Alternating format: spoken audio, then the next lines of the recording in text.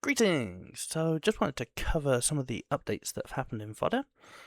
Essentially all that's happening in this level is it's spawning in allies, it's spawning in some bad guys, and we also have these things called moments of truth, where an enemy will be selected, will get very, very large, and will provide the opportunity to win an item.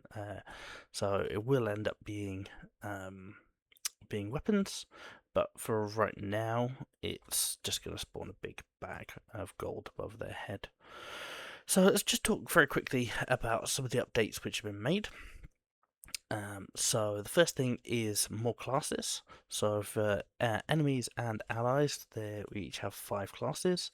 So we have a warlock class who's responsible for summoning. We have a two-handed weapon guy. These are the guys that are following us here. And they are a bit more tanky and heavy. In fact, if we switch to command mode, you can see here. So we've got infantry, we've got archers, we've got mages, warlocks, and two-hand commanders. Each of these has a currency requirement. So there will be games where if you get to certain places, then you get some currency. And other games, you will pick up currency from specific enemies. So if you tag a specific enemy, then it will drop money that you can then spend to reward troops. So this is what money looks like. These little gold things here. Cool. So yes. So basically we've got all of these different classes.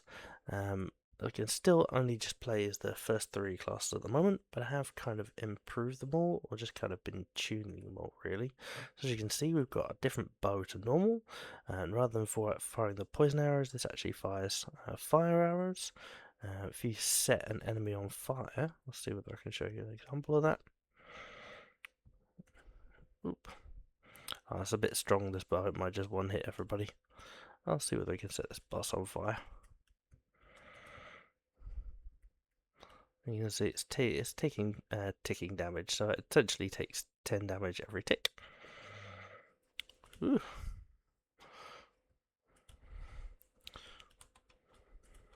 Oh, not quite sure why I wasn't able to shoot my bow there. It's interesting.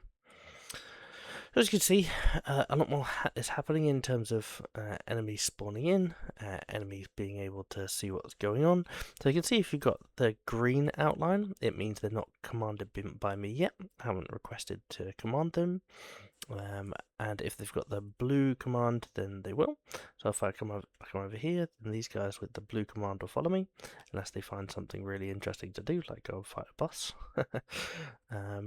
But if I come in and I help them defeat this boss, so you can see up on the top left, I'm improving my my bravery score by responding to the particular moment.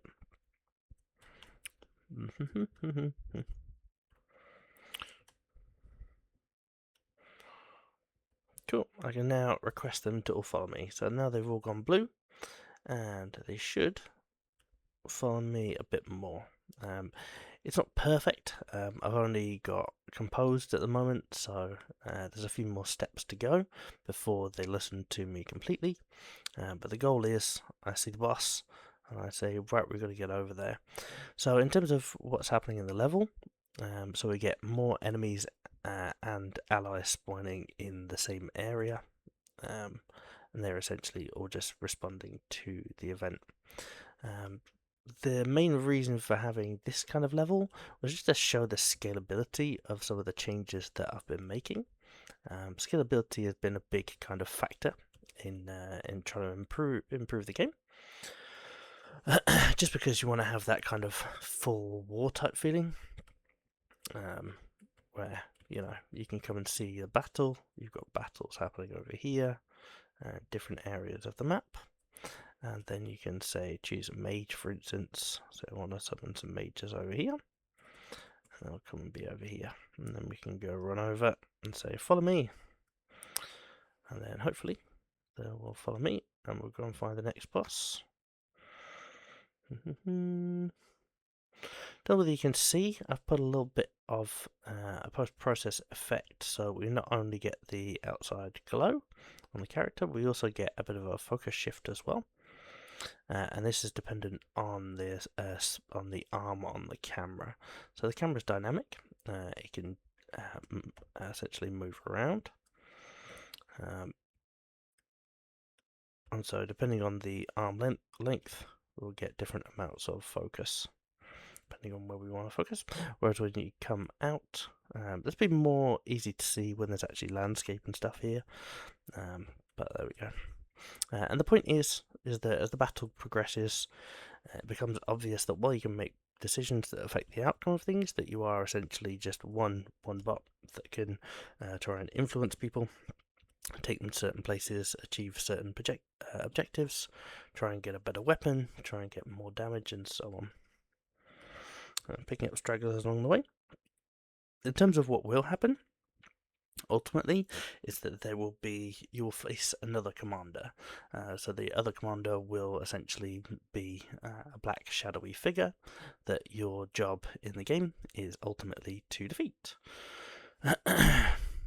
So as you get more abilities to control and spawn in different types of characters, you'll face bigger threats and ultimately have to play better in order to beat these different threats, really.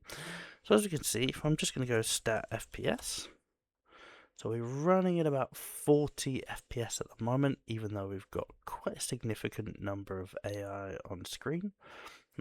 Probably, I wouldn't like to guess exactly, but I'm going to guess about 150 at the moment. So again, this is just for test purposes, mainly just to test spawning and see where there's some degradation in the AI itself. So one of the things that I've done in this project is I'm using the state tree as opposed to AI blackboards and so on. Seem to be a little bit more efficient, which is good. They kind of seem like they're running less globally and more locally on each pawn. I do have a plugin that I'm going to try and use, and that essentially is going to work in a radius to reduce the AI activity. Hopefully it's fit for purpose. I'll probably share a link in the description, or share a link in the post when I put this here. If anyone's got any experience with this, please do let me know. I think it should be good for purposes though, so obviously still a long way to go. I'm just in the process of kind of building things up. I think probably fewer pawns and more clarity in terms of what's going on would be helpful. Although I do kind of like the random and kind of chaotic nature behind things. It's also nice to have so many pawns follow you. So if I'm coming over here, for instance, and I get these guys following me, I can eventually lead a whole army into battle, which is pretty cool. Pretty cool indeed. So yeah, pretty happy with the progress so far. I think it's kind of a unique game, which is nice. Also brings its own challenges because you're going to have to test things like game mode. There isn't like one set way of doing things. We're just going to have to give things a test and see how we go. Whether you noticed, by the way, so rather than just have health bars, we've got health bars, and they've also got decals underneath the characters, so that number one, it hopefully makes it easier to see which are enemies and which aren't. Which are allies, and also it's just something a bit more dynamic, so that you can see who's low health without having to look at health bars. Let me know your thoughts on this. This is probably one of the areas where I can probably find some improvements. Decals aren't necessarily the cheapest way of doing things. What's quite cool and quite different. I think that, yeah, I'm either going to have to compromise on the number of pawns on screen at any given time, or compromise in somewhere else. So I'm more than happy to do that. But again, if anyone's got any thoughts, that'd be great. Cool. Well, thank you very much for watching this video. And yes, as this project carries on, I'm going to try and keep up. Just a bit of a video kind of log on progress. It's unlikely I'm going to be able to do it that consistently because I switch between projects. So when I'm working with clients, for instance, but hopefully, yeah, be able to have a nice running log, and so people can kind of follow the project. If you could share it with anyone else that you know, or anyone who might be interested in an RTS game that's a little bit different. One of the things that I want to do, I'm a parent myself, is just have it so that it's quite kid friendly. So it's kind of very watchable if you have kids, for instance. I don't think I've got any plans to make it co-op, multiplayer, or anything like that.